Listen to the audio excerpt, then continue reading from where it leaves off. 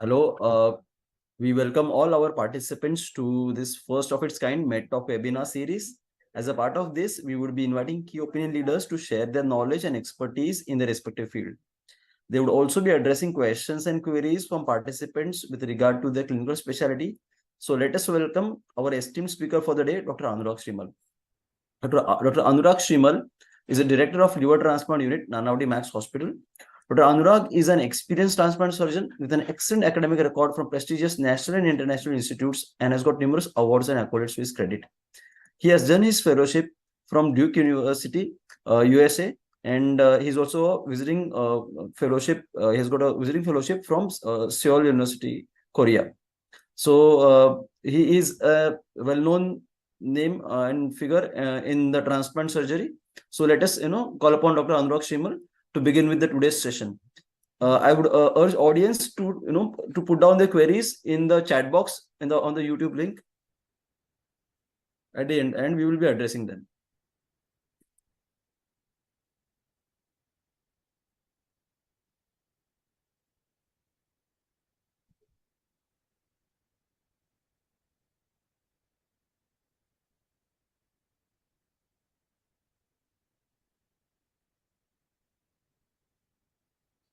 Yeah, Dr. Niranjan, shall we start? Yes, sir. Yes, sir. Please. Yeah. So first of all, I'd like to congratulate Metropolis as well as it's really a very good effort at the end of Metropolis Foundation to educate, empower, and encourage the young talent, the young doctors amongst us, and with this MedEngage program, I think it's a very, very good idea to connect with the young budding students and share our experience with them. Okay, so to begin with, like just to introduce myself, currently I'm working at the Nanavati Max Hospital as the director for the organ transplant surgery, which includes liver, pancreas, and small intestine. Okay. Um, a short brief about me. I'm born and brought up in Mandsaur, Madhya Pradesh. It's a district place. And after my 12th, I came to Mumbai from the All India PMT, and again continued my post graduation in surgery from All India PMT at the prestigious GS Medical College. And I know a lot of you are from GS Medical College that way. And subsequently, I trained in surgical oncology and then changed my path to transplants. And as Dr. Niranjan already told you, I got formally trained at the Duke University Medical Center as well as at Korea. Now, I think to add to it was my passion for pediatric liver transplants as well, which started during my training at Duke University. And over the last few years, we have built up a very strong liver transplant program and a really strong pediatric liver transplant program. So with this, maybe let us start the slides that are there. Dr. Niranjan? Yeah. Yes. So, correct. So now transplantation. Now, if next slide, please. Next slide. Correct. So if we go back to the history of transplantation, the science of organ transplantation started before liver. It was the kidney transplant, and it was almost 10 years later, or maybe a decade, more than a decade later, that liver transplants came in. And all of us know the famous Dr. Thomas Tarzal, the father for modern liver transplantation. And it was the first attempt in 1963, which was in the humans. Next slide. And as always with medicine, you all know that it took years and years, and the first successful transplant actually happened in 1967. Okay. Now, this was the beginning of a new era of liver transplantation, where there was a new hope for these patients with end-stage liver disease, cirrhosis of liver, uh, and over a period that has progressed to much more indications for liver transplantation. Again, I'll tell you that the first few transplants were actually for pediatric liver cancer, hepatoblastomas, or for other end-stage liver diseases. Next slide. So this was the first successful liver transplant, an 18-month-old child, and she survived. This child survived for 400 days after succumbing to disseminated malignancy. And from there, next slide, please. The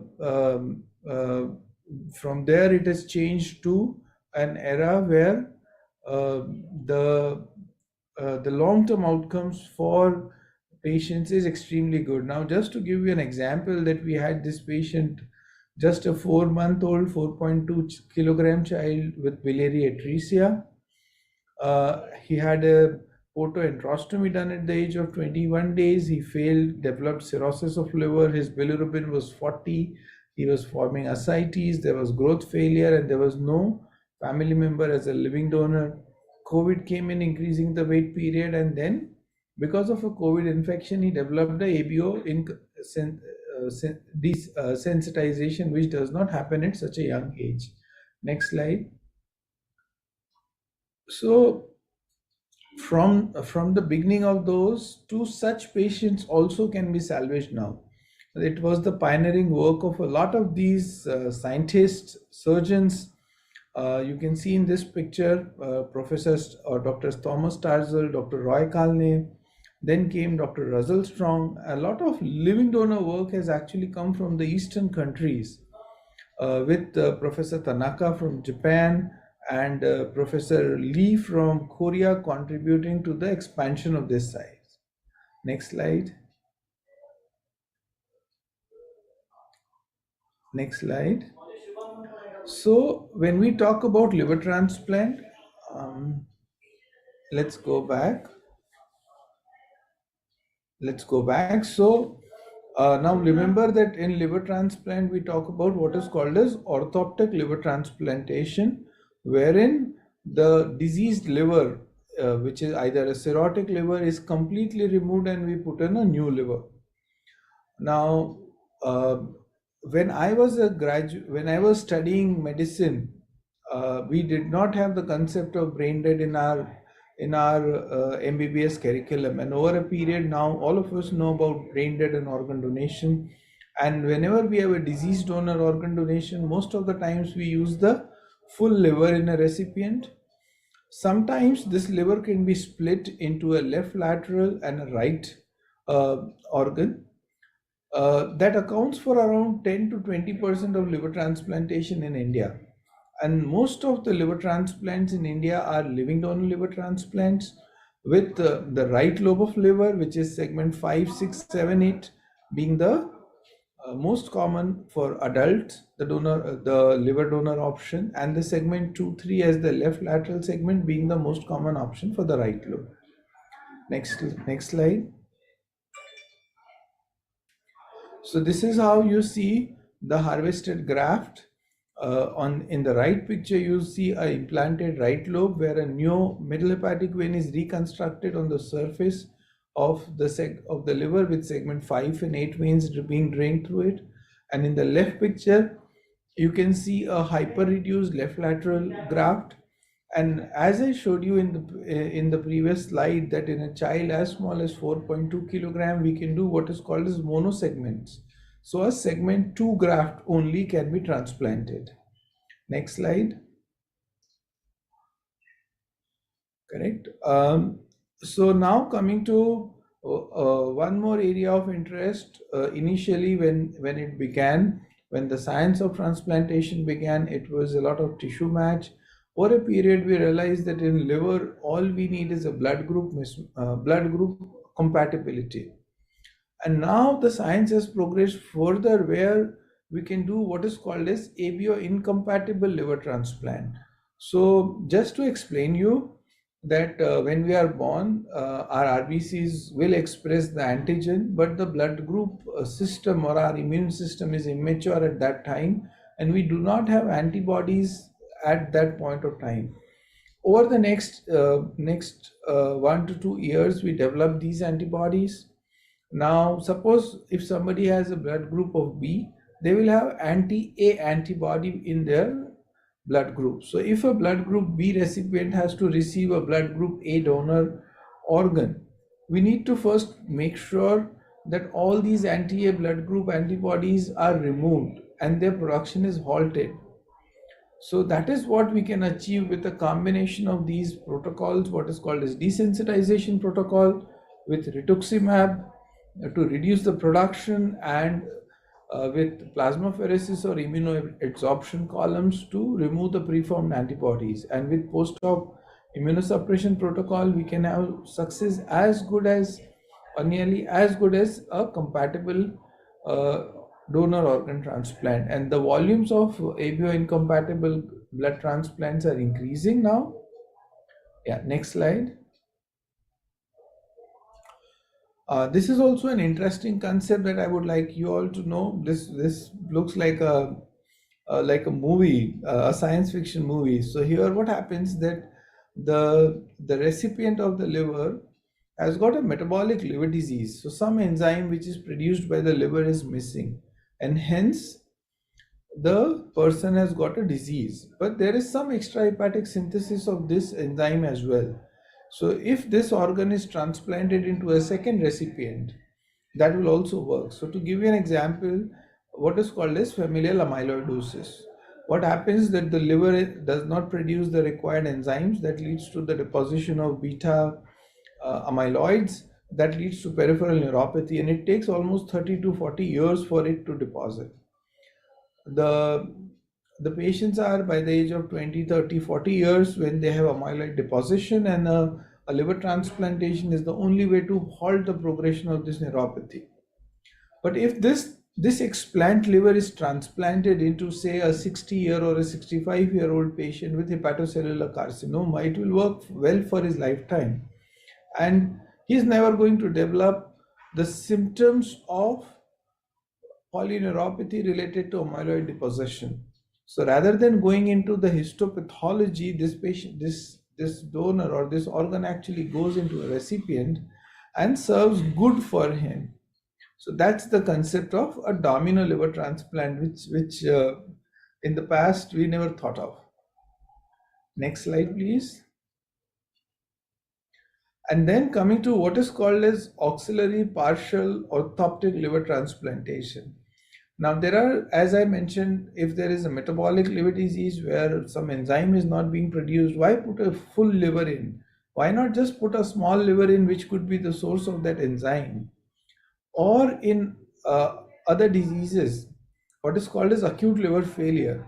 So, in acute liver failure, a healthy individual gets a severe insult to the liver, and in a short span of few weeks or few days develops liver failure, which is manifested as hepatic encephalopathy and or coagulopathy. INR gets deranged.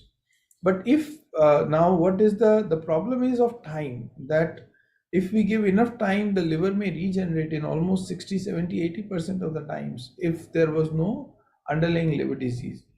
And hence, if we put a liver as auxiliary liver, after the native liver regenerates over the next few years, we can gradually wean off immunosuppression and let the native liver take over.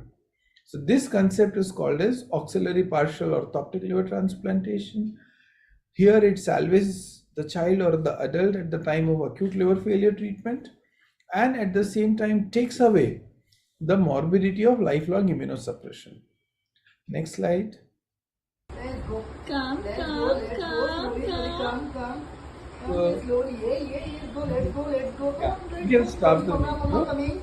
Come. So from where I showed you the child with where we felt that there was no further treatment or no further roads ahead, this is a video shared by the parents, the steps of this child giving the new leash of life, and that's how there has been the progress of the science of organ transplantation and liver transplantation, and especially so in the last 2 to 3 decades. From a experimental procedure, now it has become a standard procedure with extremely good outcomes.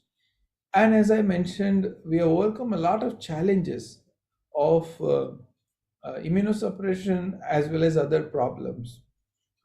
What the science is looking at is what is called as tolerance protocols, wherein after transplantation we can modulate our immunity in such a way that the body accepts the liver without the need of lifelong immunosuppression, because that comes with a side effect.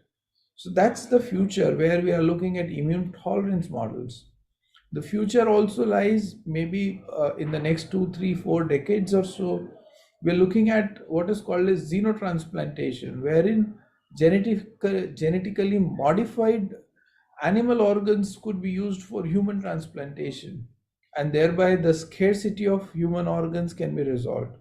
Or we are looking at 3D printed models of or scaffoldings of liver on which the cells can be printed, and hence a organ can be produced. So from stem cells to differentiation to organoids we have reached, in the sense that liver small clusters of cells are being formed, but still I think there is more science, more research is needed to reach to a point where we can actually engineer these organs in a lab. And as I always end up with, my last slide is that at this point of time, do encourage organ donation. It's life saving. Maybe 8 to 10, at least 6 to 8 patients with end stage organ failure can be salvaged with organ transplantation. And I think now I look, let you all ask questions, and I'll be happy to take up questions. Uh,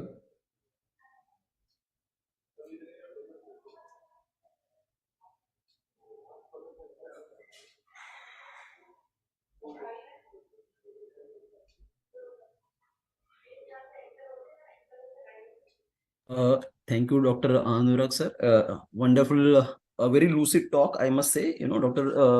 Anurag sir, very lucidly described, the history of liver transplantation from 1963, and then it spoke about compatibility. He spoke about the desensitization protocol, the domino liver transplantation, auxiliary partial orthoptic liver transplant. He also touched on topics like 3D printing, right from stem cells to organoids, to engineering organs within the lab. And he also urged each one of us to be organ donors. So I think he covered everything, but still there, because it is such a interesting topic, we have certain questions on our platform. I'll just take them one by one. Mhm. So this first question is that Mr. Gotkumar is asking that uh, that he has read in his textbook that 80% of liver has got regeneration capability. So is Mhm. it some specific areas which combinedly form this 80%?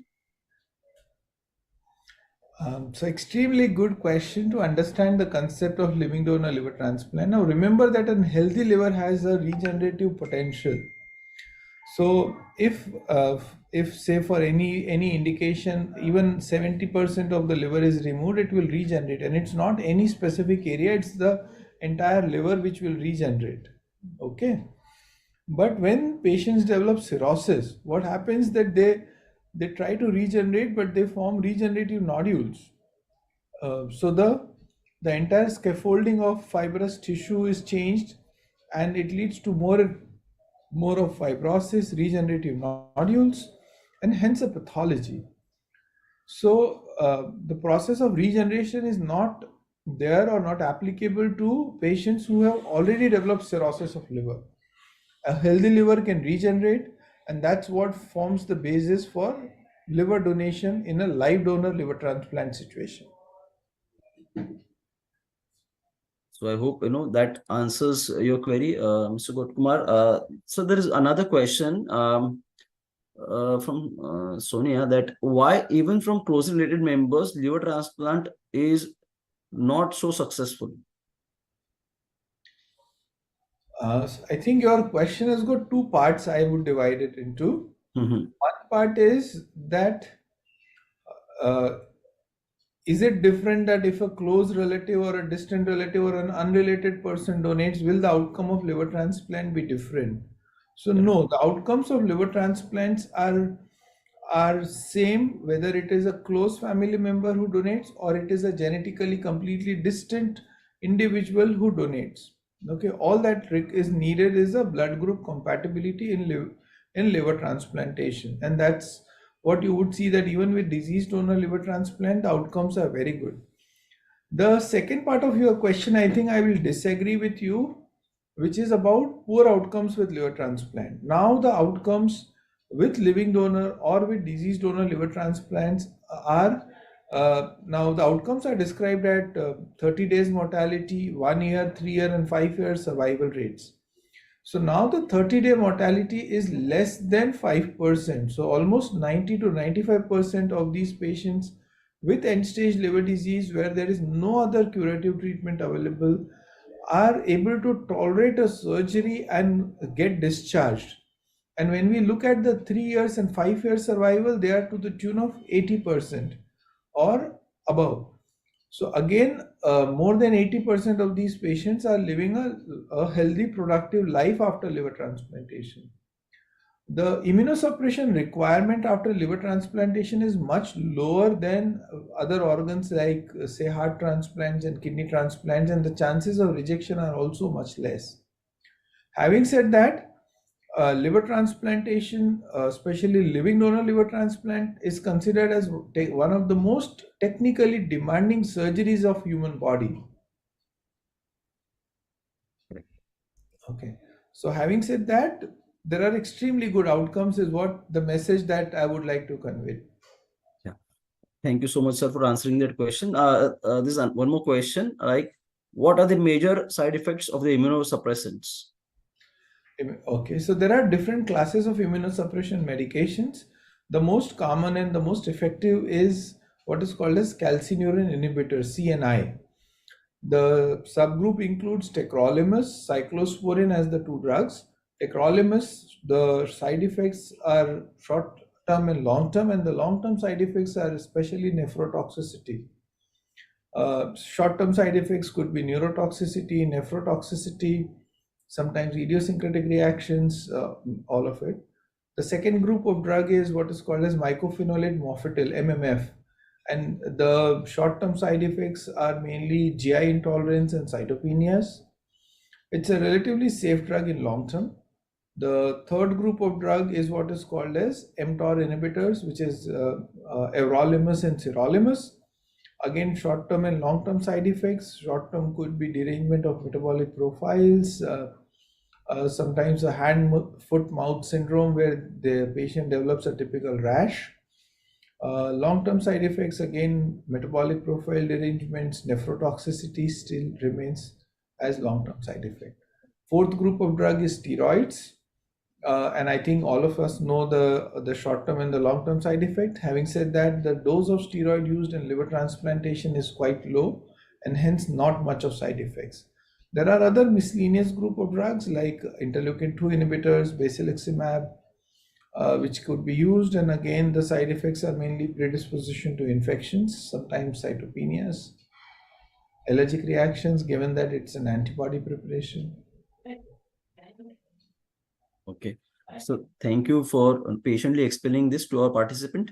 One more question that has come up is, first of all, they're thanking you for an excellent talk. Is there any role of DSA and PRA screen in liver transplant?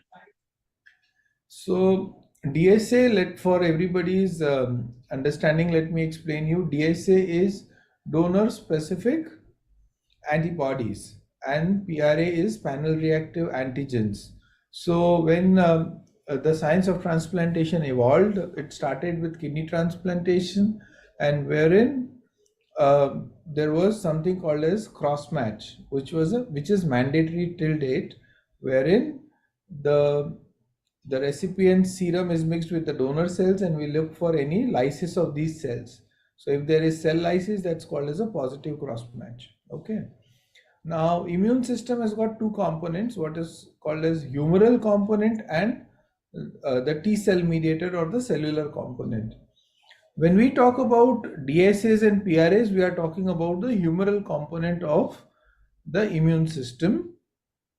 PRAs or DSAs are not actually, there is an increasing understanding of humoral rejections in liver transplant, but it is, having said that, it's extremely rare. Less than 1% of the patients may develop it.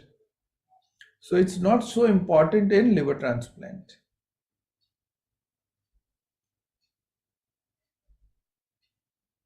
So the next question that is coming up is from one of our participants is that, sir, what makes liver so immunotolerant in comparison to other solid organs like heart, renal, and why there are so less chances of rejection? Okay, so this is a difficult question for a surgeon. But having said that, it's the nature, the expression of antigens to the extent that antibodies gets absorbed by a liver. So what I explained you, the auxiliary partial orthoptic liver transplantation is sometimes used in severely sensitized patients for a kidney transplant, so that portion of the liver acts as a sponge to mop away all the antibodies and the kidneys can survive well. So it's the nature of the organ that makes it less antigenic, and it has an ability to absorb all the antibodies and clear it from the system. Right. So another question that we are currently having is, um, what generally what's the level of SGOT, SGPT, and GGT for a person to be advised transplant? So this is another participant asking this question. So what are the levels of these enzymes, SGOT, SGPT, and GGT for a person to be advised transplant? Okay, so uh, now see what your question is. Enzymes SGOT, SGPT is produced by the hepatocytes, and a destruction of that will cause rise of these enzymes. Remember that none of this values is actually an indication for transplant. Now let me divide it into two case scenarios. One is liver transplantation for chronic liver disease, where the patients have developed cirrhosis of liver, and where we use what is called as model for end stage liver disease MELD sodium, which is a complex mathematical formula which includes INR, bilirubin, creatinine, and sodium has been included. And the minimum possible score is 6, maximum possible score is 40. This score was initially developed by Dr. Patrick, and that was to study the outcomes of TIPS procedure. But now it is used for organ allocation. A minimum score of 12 to 14 is required to qualify for liver transplantation. Similarly, all of you would know about what is called as the child score or the CTP score, child pug score. It has got 5 components in the form of albumin, bilirubin, INR, encephalopathy, and ascites. And based on the degree of derangement, each of them is given a score of 1, 2, and 3. So the minimum score is 5, the maximum is 15. Once the score is above 8, that is B or C, these are the patients who require organ transplantation. Patients with hepatocellular carcinoma, that forms around 30% of the patients who require transplantation.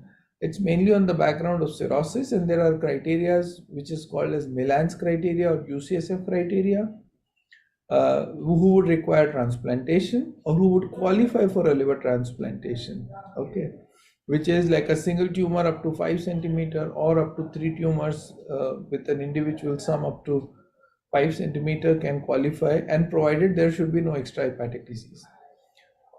A second group or the last group is what is called as acute liver failure, which I mentioned, that a healthy individual gets a hit, which could be because of an hepatitis, though which could be because of antitubercular drugs, sometimes even various other medications, which could be cryptogenic, which could be because of autoimmune liver disease, and in such situations they need an urgent liver transplantation.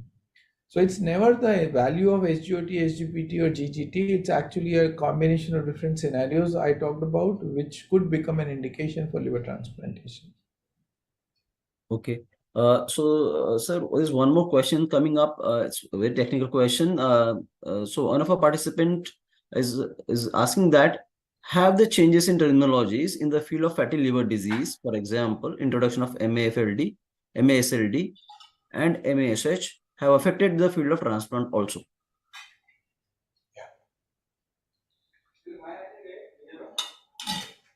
So, very good question. Now, in the past, hepatitis B and hepatitis C were the most common indication for transplant.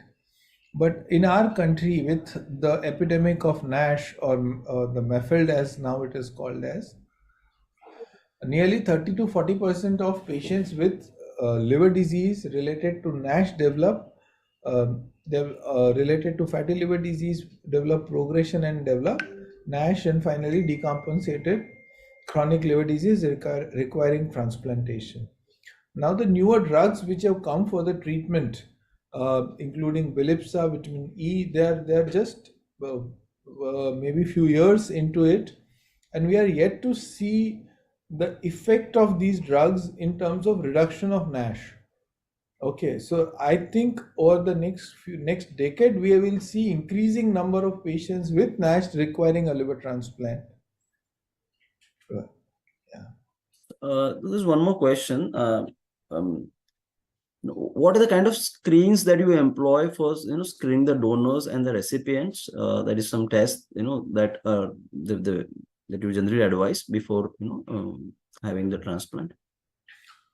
Okay, so I let me divide it into two questions. One is for the recipients and one is for the Yes. donor.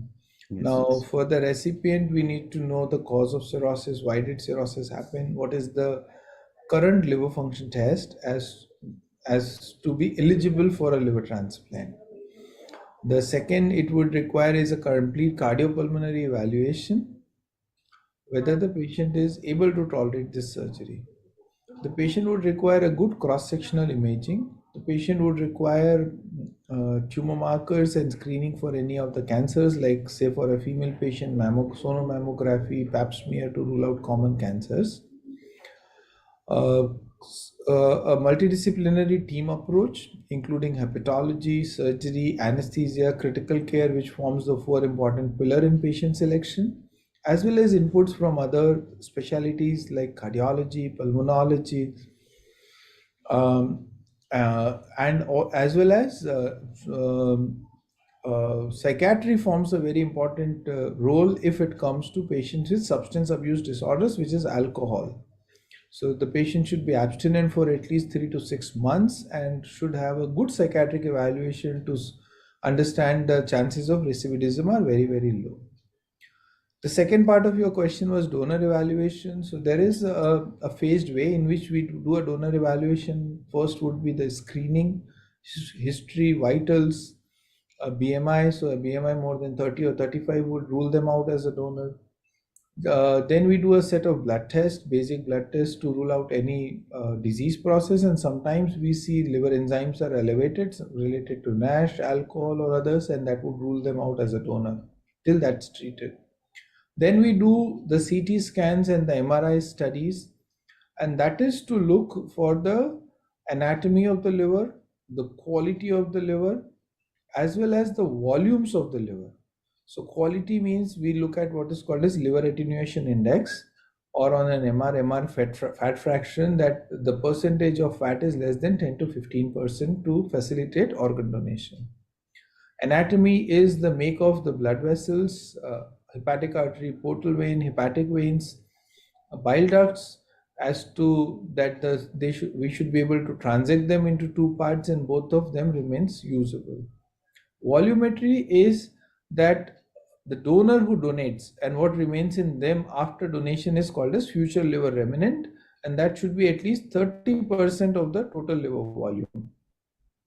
For the recipient, the GRWR, which is the graft to recipient weight ratio, it should be at least 0.8.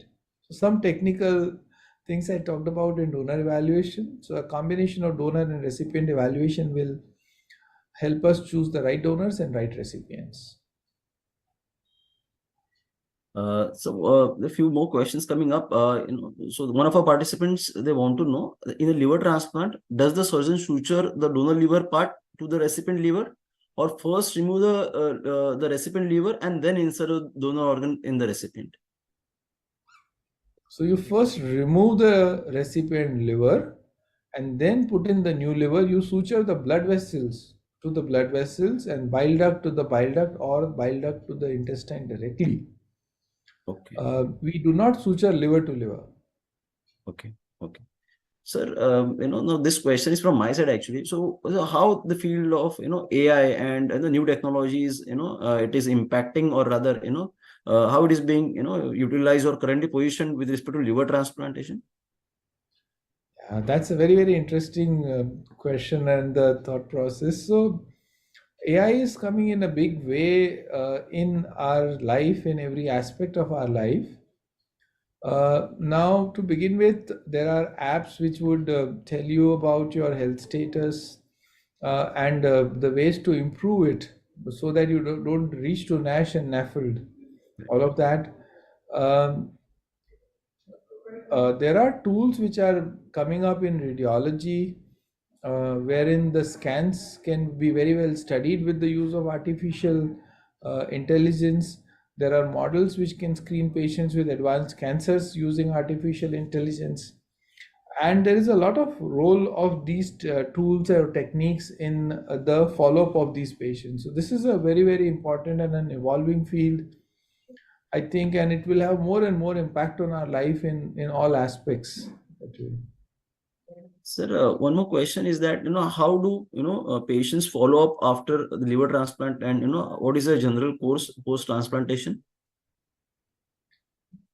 Mhm. So it's important to monitor the health of the transplanted liver allograft. And there is a battery of blood tests, sometimes ultrasounds or CT scans, which are needed, but most of it is blood tests, which are, say, every week in the first few weeks after transplant. And usually by after 3 to 4 months, it becomes once a month.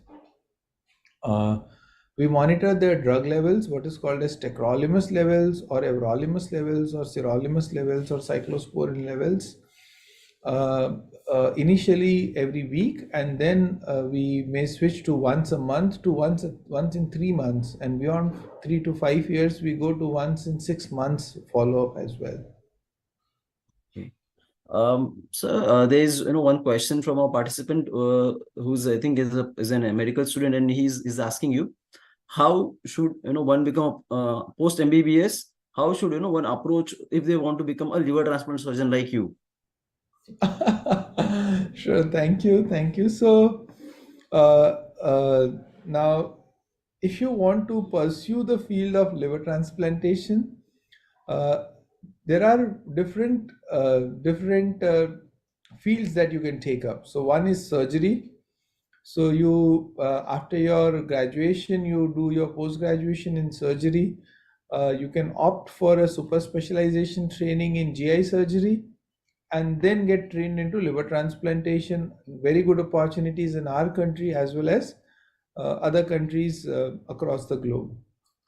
If your passion is about medicine, you can choose what is called as transplant hepatology, uh, because transplant requires equal amount of medical management, and the pathway would be graduation and then medicine, internal medicine, subspecialization into gastroenterology, hepatology, and then finally transplantation.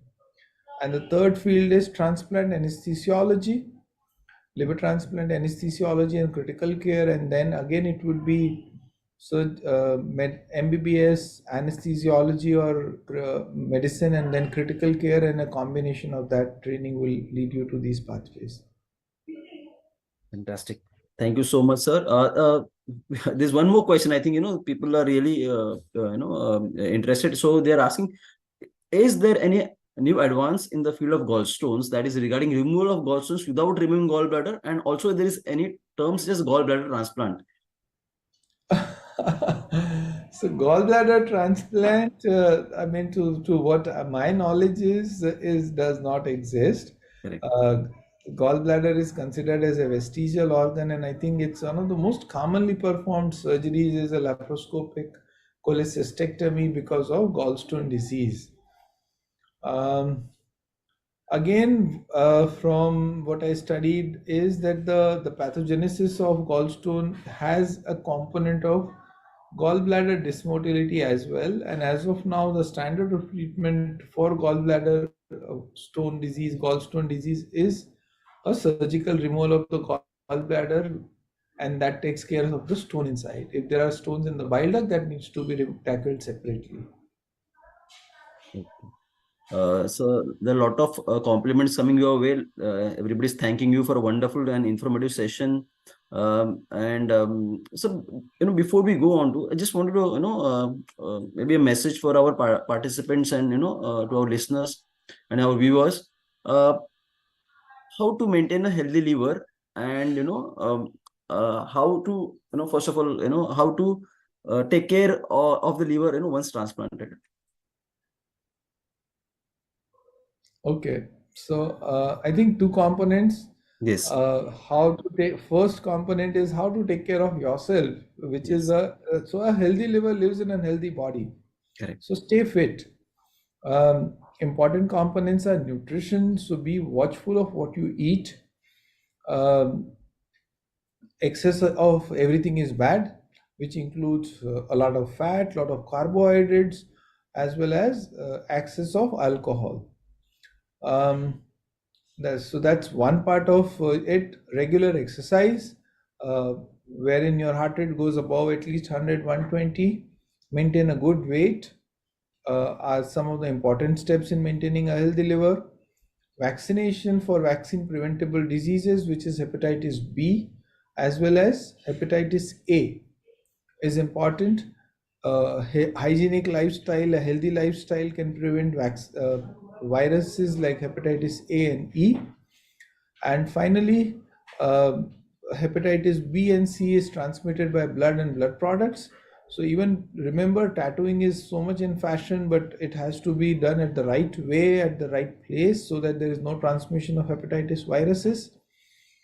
And finally, it could be sexually transmitted. So safe sexual practices as well as no IV drug abuse are important in preventing hepatitis B and C.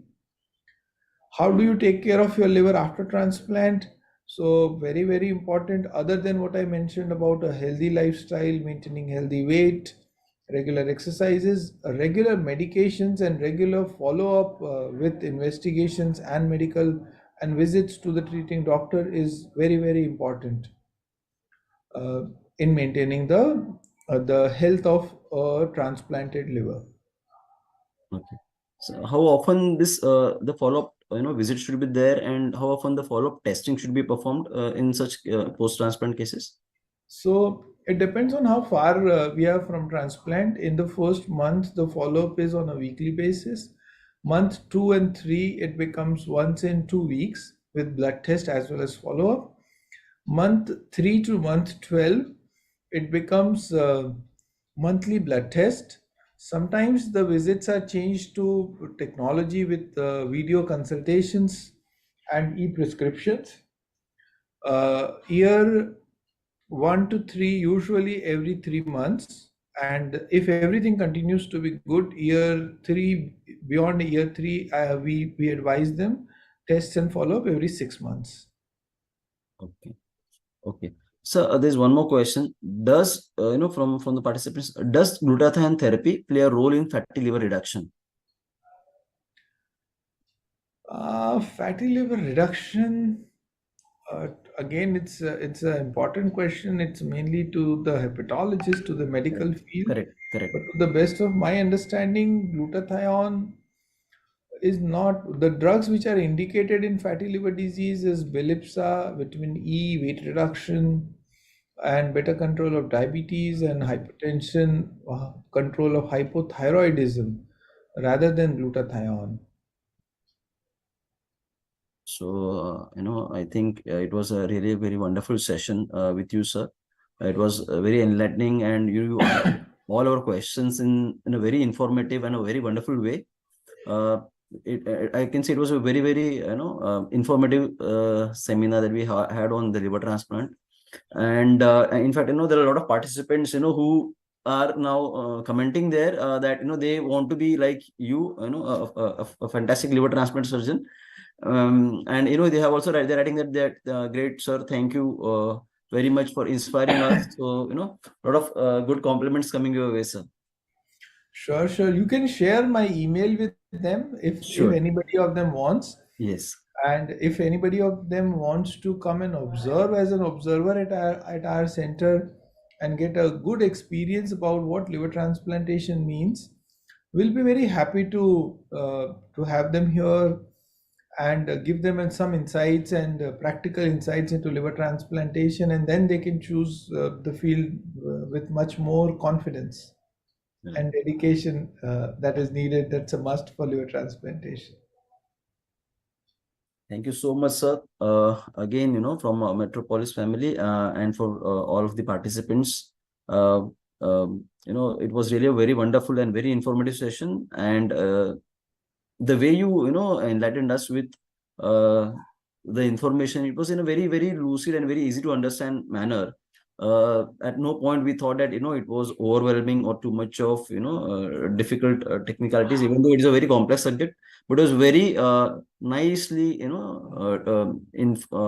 can say taken by you. So thank you so much. We look forward for such wonderful sessions, more informative sessions in the future. Thank you so much, everyone, for joining in. I So would like to thank take you. your leave. Thank you so much. Thank you so much, sir. Yeah. Thank you, Metropolis family, and all the young budding students, and I wish you all the best.